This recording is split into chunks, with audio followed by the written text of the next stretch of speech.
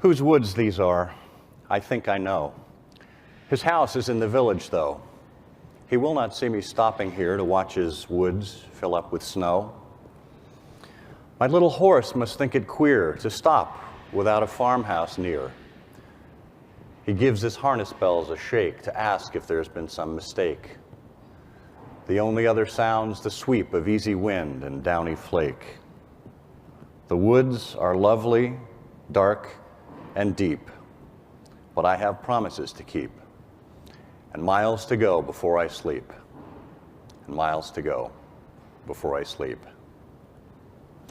The reason I open with a poem by Robert Frost is to remind us that there are certain fundamentals in today's world that it's so easy to overlook. We get so blinded by technology, by the latest devices, by the trends,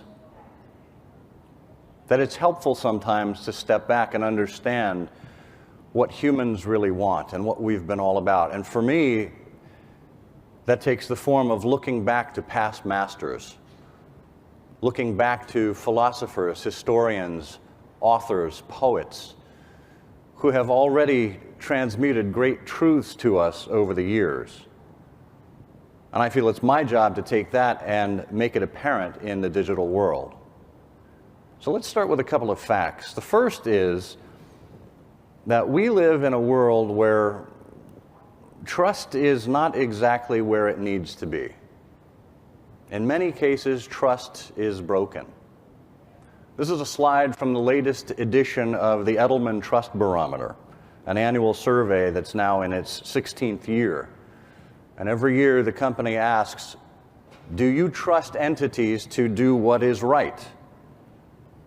Non-government organizations, the government, the media, business. The good news is that compared to last year, trust is actually on the rise. There was a major trust deficit for many years. It's still not where it needs to be. However, if you look at this slide very closely, you'll see that there's a dichotomy, a separation between the informed public and the uninformed public. I know what you're thinking. The uninformed public are probably the ones that are vying for Donald Trump back in the States. But there's an opportunity before us to educate, to engage, to measure the results that we're having by making people more informed. And doing so will drive trust. Okay? Now you talk about trust deficits.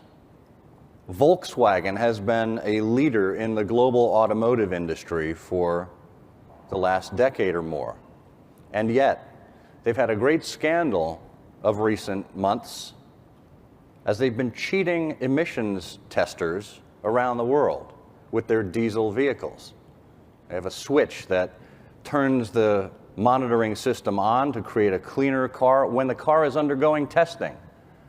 But when you and I are out there driving it every day, the system is off and it's polluting the environment. Volkswagen is under immense pressure right now, to the tune of tens of billions of dollars. And they have a dent, more than a dent, in their reputation that's going to take decades to correct. Scott mentioned Tinder. I'm going to mention Ashley Madison. If you're not familiar with Ashley Madison, I wasn't, but it is a site that was designed for spouses that want to cheat on their spouses. They can sign up and find other like-minded people. There's not a lot of trust embedded in that whole business model, you would imagine. However, when Ashley Madison had a data breach about a year ago, and tens of millions of records were released to the public, it's almost as if they betrayed the trust of the very people who were trying to betray the trust of their spouses. Kind of a double whammy. But it goes even one further, because in the investigation of the company, it was found that of the, 54 million profiles that were created on this site, only about 12,000 of them were actual women. The rest were men and bots. That's the fembot, if you don't recognize it, from Austin Powers. The men were communicating with bots that were just telling them what they wanted to hear. There were no real relationships that were being created. And it really astounded me that in the case of Volkswagen, in the case of Ashley Madison, and in any number of other cases where you see a breach of trust, it's largely centered around technology. We're doing things simply because we can, and we haven't stopped to ask ourselves, should we? What are the ethics behind this? Why are we being so forcefully driven forward by technological change when ethically we're being stunted?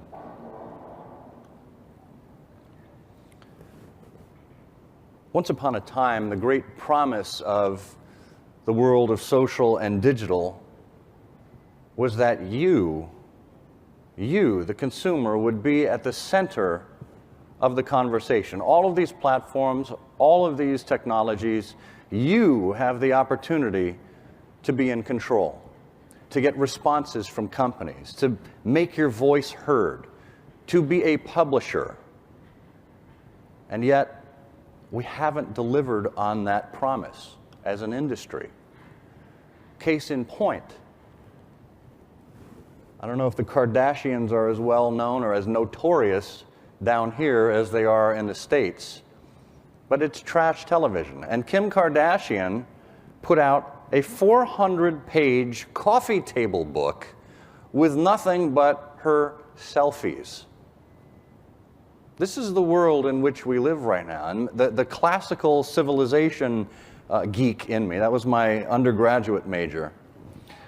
It comes back to haunt me all the time. The classics major in me thinks back to Narcissus, right? Who was the Greek boy who fell in love with his reflection in a pool of water and couldn't leave. How much of Narcissus and his mythological story is being reflected today?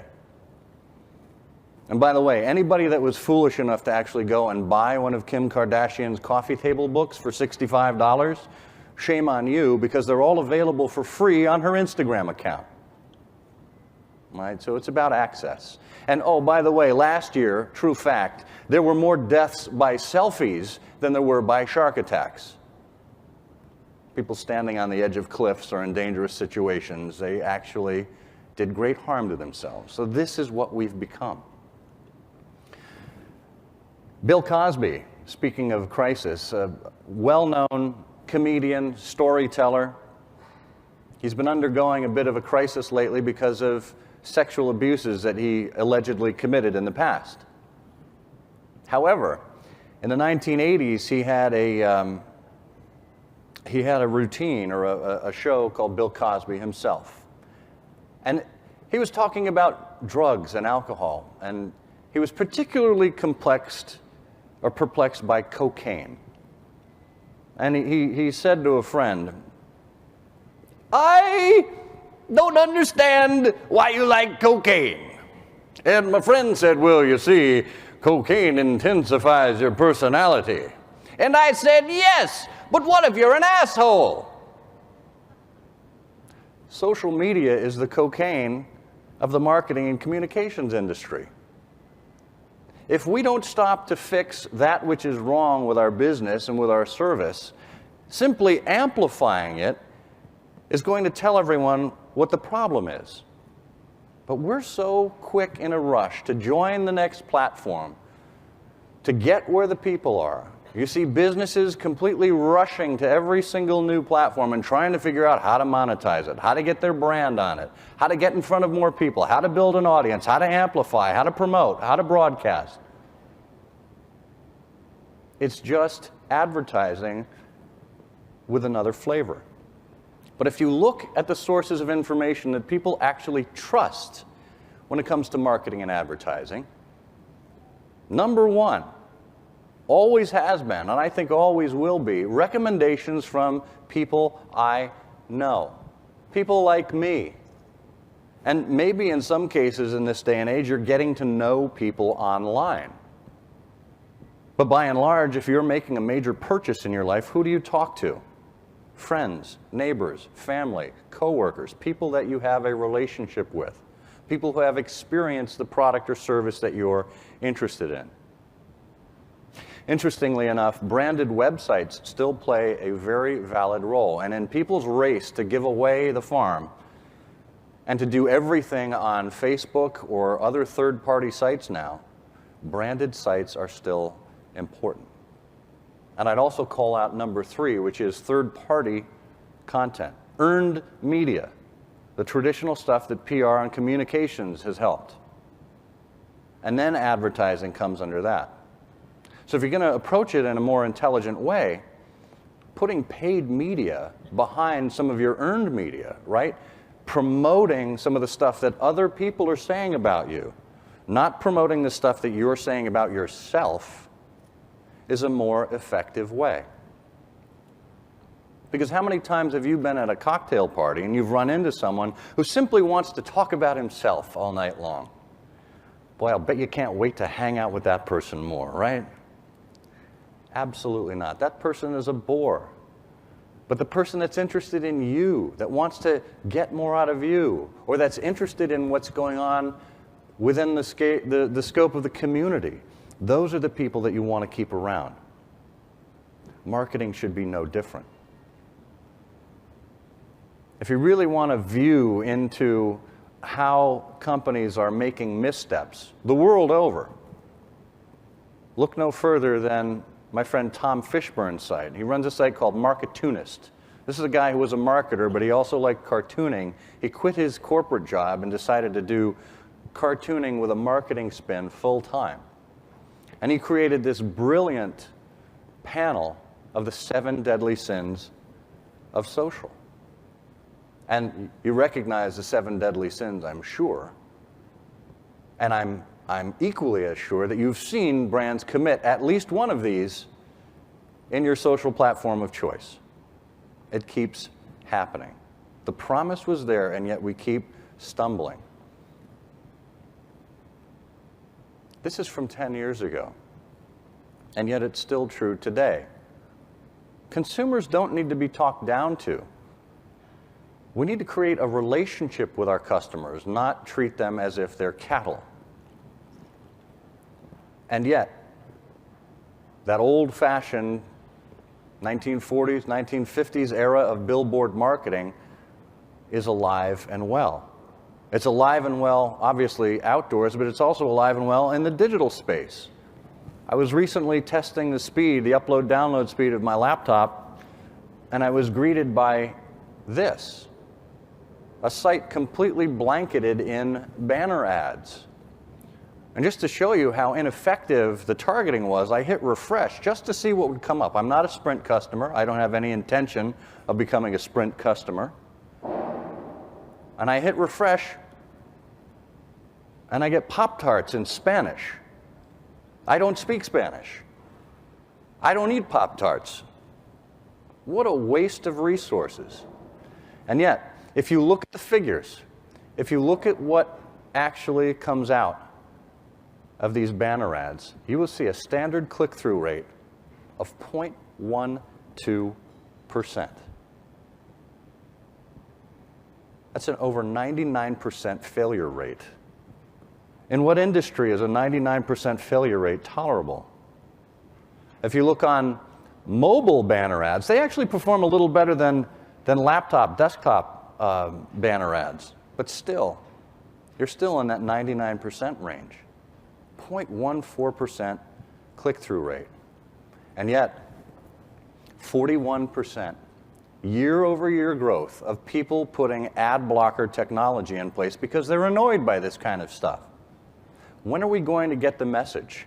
When are we going to understand that people want more than advertisements simply interrupting them, especially in a social and digital space? This, I used to joke, I first used this slide when I was at Ford Motor Company with the legal department. I said, this is what we're up against when we have a meeting with the legal team. They're the ones that put the no in innovation. They actually laughed at it, which was encouraging. Usually they just usher me out of the room. But the point is, we should stop thinking the traditional way. We should open ourselves up to what's going on around us and to observe what's being done. Because when you approach it this way, and this is one of my favorite marketing quotes of all time. If you wish to persuade me, you must think my thoughts, feel my feelings, and speak my words. All right? This isn't something that was said by Dale Carnegie or Zig Ziglar or Seth Godin or any of the marketing gurus that you may have heard of from time to time. This was actually said 2,000 years ago by the Roman orator Cicero. So again, you think about how far we've come with regard to technology, how digitally enhanced people's lives are today, and yet how similar human beings are or have been over the course of recorded time. We still want the same things we wanted in ancient Rome. We want what's in it for us and our families, the people we care about. We want to be recognized for a job well done. We want to contribute to making the world a better place. We want to be part of something bigger than ourselves. This is human nature. And I fundamentally believe that if you can take an approach that I call ARC to your content and your engagement with customers, you'll be 90% of the way there. You've got to be authentic, right? People need to believe that you mean what you say and that there are real human beings behind what you do. Right? They're going to see through marketing claptrap. You need to be responsive, especially in this day and age when you're getting tweets, you're getting Facebook comments, you're getting maybe Snapchat messages or Line or whatever the app may be. People are talking to you. You have to be responsive. You can't just have a one-way message. And ultimately, the content has to be compelling. It has to be worthy of them wanting to engage. And if you can get them to share it on their own timeline, if you can get them to take your message and put it in front of their audiences, then you're all the better. Last summer, Target stores had quite a time on their Facebook page. They made a decision to do away with boys and girls sections of their toy department. They thought, well, toys should be for all children. We're not going to discriminate. Boys and girls toys all in one. And good old Americans, never shying away from their opportunity to tell you what they think online, let Target have it. And yet, if you look very closely at the Target response here, ask for help, that's a guy, a consumer, that changed his Facebook name to Ask for Help and put the Target logo as his avatar on Facebook. So he jumped in and started acting as if he worked at Target and represented the customer service team, and basically told these customers exactly where to go and what to do. Because let's face it, most customer service people have their hands tied. They can't respond the way Ask for Help responded. Well, they could, but they could get fired. So I have to imagine that somewhere behind the scenes, because Target left this up for 24 hours. They let it happen. They watched it go down. I have to imagine somewhere behind the scenes, there's a bunch of customer service representatives just going, yes! Like high-fiving each other, like they always wanted to do this. And ultimately, Target did have a response, taking out the internet trolls, to kind of let everyone know that they were in on the joke. They understood what was going on, and they appreciated what Ask for Help did, but his comments were gone, and they were taking things into their own hands now. This kind of approach makes Target more authentic. It makes you, it helps you relate to them. Saying, I could picture myself in that kind of role. I would have done something similar.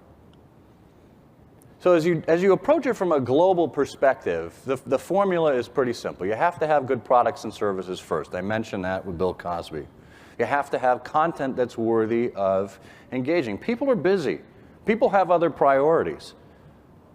right? What makes you think they're going to take the time out of their day simply because you've interrupted them, unless you give them something worthy of engaging? It could be something funny.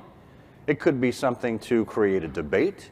It could be making you the first to know in your peer set, thus making you seem like the smartest person in the room, right? There's a lot of ways to create engaging content. As Cicero said, you need to speak like them. You can't speak like a press release. You can't speak like a lawyer. You got to speak like a real human being. And ultimately, you're getting the feedback back from them. And around all of this is listen, right? And the reason listen on this slide is twice as large as the other components is because it's twice as important. And because Socrates once said that nature has given us 2 ears, 2 eyes, and 1 tongue.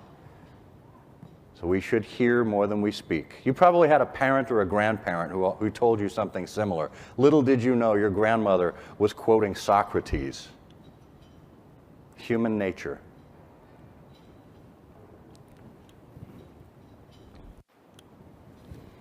And it's a fact that people would rather turn to something pseudo-anonymous or non-confrontational like an internet forum or a Facebook page to get in touch with you and tell you what you've done wrong than they will to walk up to a front desk or even pick up a phone and call. This is the reality of the world we live in, and we need to be prepared for it. And in fact, consumers say, look, it's not about you. It's not about your brand, your product. It's about me. It's about what I need, what I feel, what I am doing as a consumer. And there's an expectation out there that brands need to meet that expectation, whether through mind reading or actual cues, behavioral cues. We'll see. Keurig is an interesting company. They have this single-serve coffee machine. They came out with Keurig 2.0, where you could make a carafe, right? So you didn't just have to be wasteful with one pot at a time. But what they did in this iteration of the machine is they created a digital rights management system. So in other words, if you did not have Keurig brand cups to snap into your coffee machine, you couldn't use Keurig. My favorite brand of coffee had not done a licensing deal with Keurig, and I was basically out of luck. So along comes a company called San Francisco Bay Coffee, a family-run company with an 84-year-old CEO. And they created this little clip that you snap underneath your Keurig machine. And they call it the Freedom Clip, that they gave away to people for free. Remember, it's not about your brand, your product. It's about me, what I'm needing, what I'm feeling. They gave consumers the freedom to have coffee their own way. They were prepared for about 10,000 orders to come in. They were going to send these out for free to anybody who signed up, gave their email address to the San Francisco Bay Coffee Company. 300,000 orders later, they had to hire a third-party manufacturer and distributor to help them with all of these orders. Now it's $1.99 if you want a Freedom Clip, or they'll throw it in with any order of the San Francisco Bay Coffee. I am a fan of theirs for life because they gave me back what Keurig had taken away. They provided a utility. You talk about engaging content. They got it right. And this is exactly what they said. If you want to read the blog post that this 84-year-old CEO put together, just go to this short URL, and you can read the San Francisco Bay Coffee Company story and how they took on Keurig.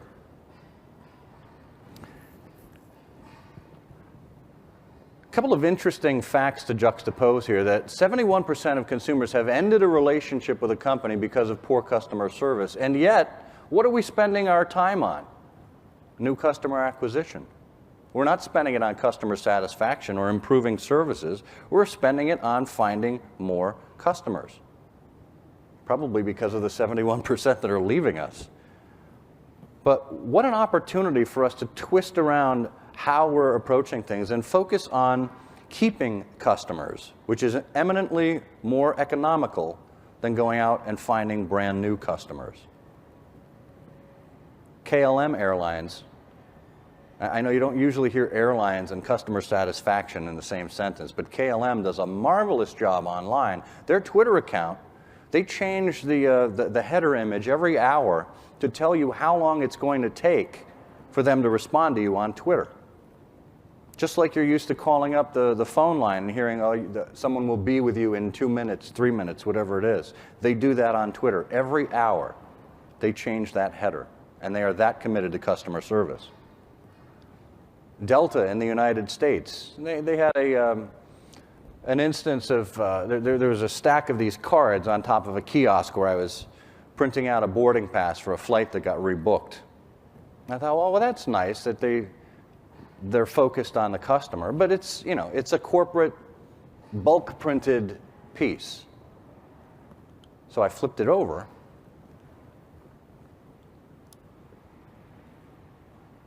They personalized it. They took the time to actually let us, and they could have written the same thing on the back of every card, but still, you know, human hands touch this, and someone took the time to show that they care about having you on board as a customer. I found this little piece of paper snipped and pinned on a corkboard over a cash register in this little mom and pop store on a Main Street store in Michigan. It was just a powerful reminder about what we do and why we do it, and how it's so easy to forget this when we're so fascinated by our own product or our own service, our own app, our own technology, and we let that get away from us. We are here to serve. As a matter of fact, when you think about the technological advance that we've had, it's even more important now than ever to reclaim the basics of human communication.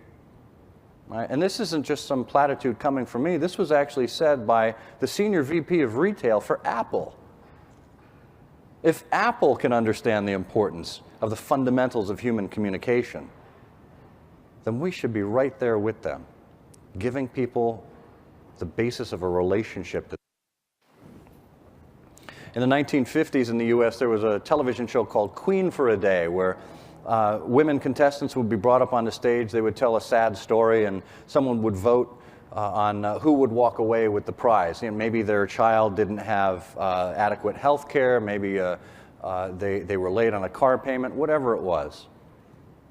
But the host was very endearing, very charming, and built trust with these women very quickly, and with the audience. So by the end of it, it was a real tearjerker. So the question is, how can we become like that game show host for our customers? Hire the Stash on Instagram rides his motorcycle around and takes photos of it in various settings. And he put this one up of his Indian motorcycle at sunset. Just beautiful shot. Whether or not you like motorcycles. Everyone loves sunsets. We can agree to that. Not everyone likes motorcycles, but it's still a wonderful shot. Well, guess what? Indian Motorcycle saw what he did, and then they reposted his photo on their account. They made him a star for the day on the Instagram account of his favorite brand. Now, that alone would have been enough to keep him going, to make him thrilled. However, the next week, he got a care package in the mail with all sorts of Indian Motorcycle tchotchkes and memorabilia, stickers and patches and membership card and things like that, things to outwardly display that he is an Indian Motorcycle customer and fan. But it didn't end there. The very next day, they sent him a note and told him that his next month's payment on his bike was taken care of by Indian Motorcycle. And then he went on to tell that story, and it ended up trending on Reddit, of this company that basically secured him for life. This guy is never going to stop telling this story. He's never going to leave Indian Motorcycle as a customer. They will have repeat business from him time and again, and he will be an advocate for their brand. So again, what are you doing to make your fans and your customers king or queen for a day? If we're doing it well, at the end of all of this, we'll have created a relationship with our customers. And again, hearkening back to my classics roots, comes from a Latin term, relatio, which is a noun meaning it's the act of carrying back or returning. And that's what we really have to do. We have to return to what we know are the fundamentals of building relationships and trust with people, because that will ultimately drive business. And I'll give you one final example to bring it home. You can sell cars on Twitter, and in 3 tweets will demonstrate how. Chris Levitt said, "I bought a Ford because of Twitter. I'm serious." And then he goes on to explain, well, I bought the Ford because my interest was piqued on Twitter and a relationship created. And obviously they have to have the product there to make it work. But then he goes on to explain, they built a relationship with me.